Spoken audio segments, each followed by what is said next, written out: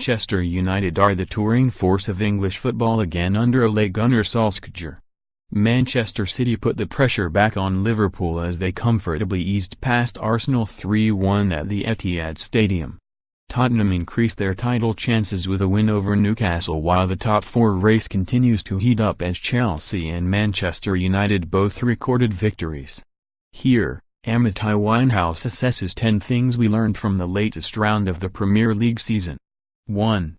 Manchester United are the touring force of English football again under Ole Gunnar Solskjaer.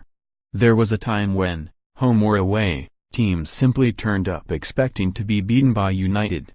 That is back in practice after their 5th straight away victory. More than anything, Solskjaer is restoring the swagger. His side have the potential to be the team everyone loves or hates again. This is what they need to be Premier League Marmite. 2. Marcus Rashford stands among Old Trafford's historical young royals. The win against Leicester was his 100th appearance and he marked it in a suitable manner. The striker hit that landmark at a younger age, 21 years and 95 days, than any United player apart from Ryan Giggs, who was 19 days younger. Bearing in mind his relative exile under Jose Mourinho, it's very impressive. It shows that, like Giggs, we might be looking at a standout prospect. 3. Raheem Sterling became the 7th youngest player in Premier League history to register 100 goal involvements on Sunday. It is not news. Sterling is a top player. What was notable though is that it came amid a run of middling form and he did it not at his early season best. Still, 2 assists. The England man is efficient. He's providing. And he doesn't even need to be at his peak. 4. Heung-min Son is among the most informed forwards in football. And his return is the only reason Tottenham have a glimmer of hope in the title race. Admittedly, they are playing catch-up with Usain Bolt and Yohan Blake, but they are still in the mix. Son, who has now been involved in 14 goals in his last 10 appearances, is key to that.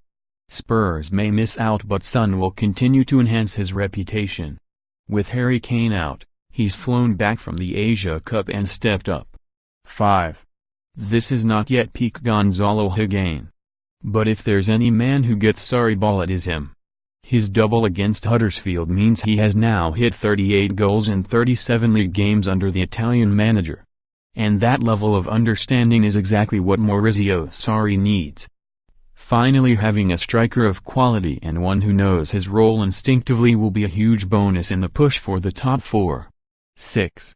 It might be time to start viewing Javi Gracia as established at Watford.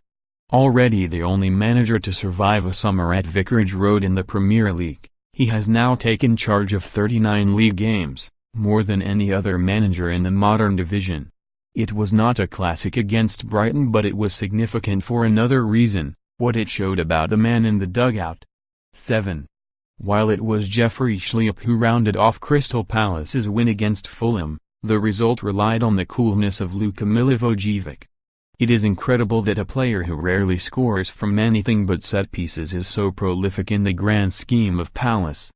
His 19 goals since his debut is more than anyone else at the club. Palace know they can trust their Iceman when the opportunity arises. 8. If you thought Peter Crouch was a makeweight in the move to take Sam Vokes to Stoke, you were wrong. Only 2 days after his arrival, Sean Dyche used him against Southampton as his side chased an equalizer. He was given 15 minutes and was on the pitch when the scores were tied late on. It is especially notable given the other striking options on the bench. Crouch clearly has a fan in Sean Dyche. 9. The easiest way to lose a job as a manager is to have those who see your team most frequently turn against you. With 3 defeats in his last 4 at Goodison Park, Marco Silva is putting his head on the line. That is as many as Everton had lost in their last 23 at home. The demolition by Wolves continued what is becoming a tough run for Silva and his players. If he wants to keep his job, and that is becoming increasingly in doubt, he needs to start winning, and especially at home. 10. Bobby Reid was an interesting signing for Cardiff. He was not exactly an obvious one for Neil Warnock's system. And the rarity of his goals spoke for it being only his 2nd season as a striker. But his double against Bournemouth bodes well. It was a birthday treat for Reed, the first time someone has managed that feat since Christian Bentke in December 2016. With the tragic circumstances surrounding Emiliano Sala's transfer, Cardiff needs someone to step up. It could be Reed.